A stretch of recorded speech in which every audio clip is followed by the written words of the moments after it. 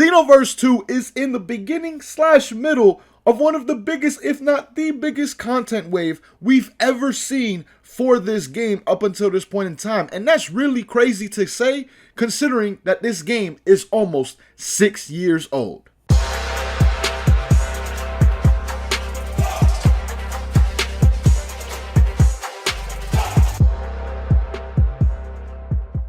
Alright, jumping straight into this video, the topic is very clear. I want to discuss and talk about this huge wave of content that we're getting in Xenoverse 2 and how it seems like this is the biggest wave of content we've ever seen on this game up until this point in time.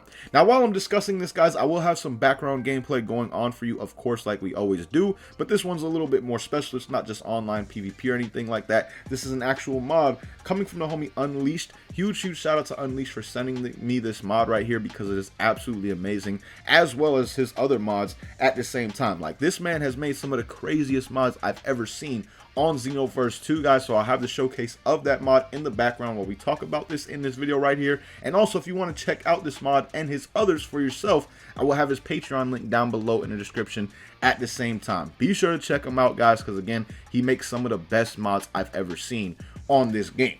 Now, jumping into this video right here, like I said, what I really want to talk about is this massive content wave that seems to be coming to Xenoverse 2, and honestly, just how crazy it is to really think about that, considering this game is about to be 6 years old, guys. We are literally a month and a half away from Xenoverse 2 being 6 years old, and it's still getting DLC. And not only is it getting DLC, but like I said, it seems to be getting the most DLC ever in a certain time period. And the way that I want to show this for you guys is through a timeline. Now, this is mainly a prediction timeline. The only thing that is for certain on this is July 7th, the marker for July 7th, because that's when DLC 14 did drop. And it's why I say we're kind of in the middle of this content wave as well, because we've already had DLC 14, right? But also, the next thing on the timeline is from October to November. These, again, are predictions. This is when I'm predicting we'll probably see the Dragon Ball The Breakers free update on Xenoverse 2. I just covered this free update the other day. They finally confirmed that it will be coming, and I'm assuming that it will be coming within the first month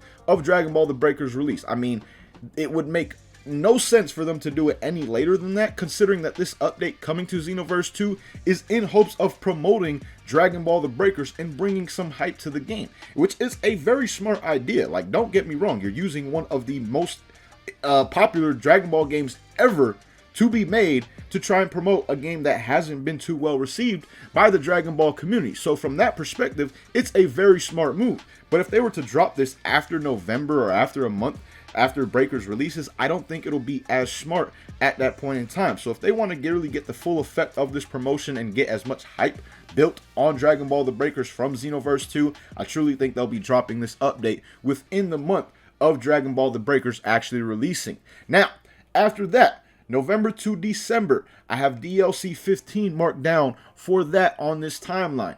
Reason being is because they've already confirmed that this DLC will be dropping this fall. And also at the same time, usually every year, I think actually every single year that Xenoverse 2 has been out except for the very first, we have gotten a DLC around November or December. Why? Because Bandai Namco want to take advantage of the holiday season, get a DLC out that they know a lot more people will be able to buy during that time, as opposed to normal times. Like, you guys got to think, not everybody is grown that plays Xenoverse 2. There are a lot of kids playing Xenoverse 2. So of course, during the holiday season, it's a lot easier for them to get these DLCs, considering they're most likely going to get some kind of PSN or Xbox gift cards for Christmas from their parents, right? So I do believe that we'll see DLC 15 somewhere between November and December, guys. And then the last thing that I have marked on this timeline is from March to May is when I expect to finally see DLC 16 on Xenoverse 2. Now, some people may be saying, well, that's kind of a quick turnaround from DLC 15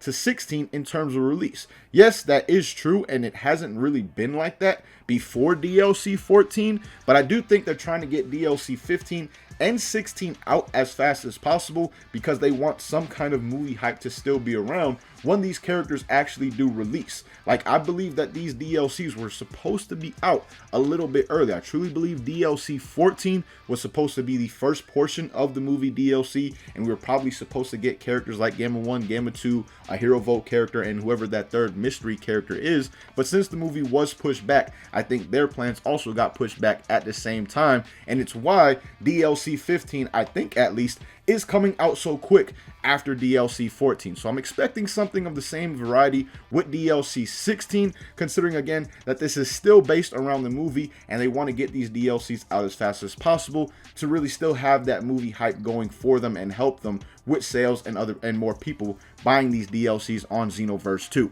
So that's the timeline that I'm expecting for Xenoverse 2 as it stands right now. And if you really look at this timeline, again, guys, that is 4 updates and 3 DLCs in the span of anywhere between 8 and 10 months.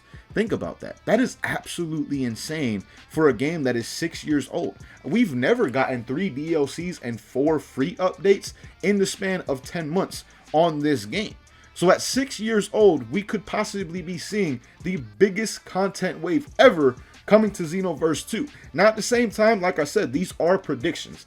Doesn't mean what I have up here is going to be 100% correct. Now, would it be some of the more smart moves to make for the timeline that I have up here? Yes, but at the same time, this is Bandai and Dimps. They don't always make the smartest moves when it comes to Xenoverse 2 or really any of their games for that matter. So again, this is all predictions, but something that I do expect to be fairly accurate or close at the very least to the actual release dates and frames of all these updates and DLCs that I did talk about in this video. So let me know what you guys think about this down below in the comments. How excited are you for all this content that is going to be coming to Xenoverse 2? Because again, man, 4 free updates and 3 paid DLCs in the span of 8 to 10 months, that is absolutely insane, and really even more insane when you think about this game. It's about to be 6 years old, like I said before.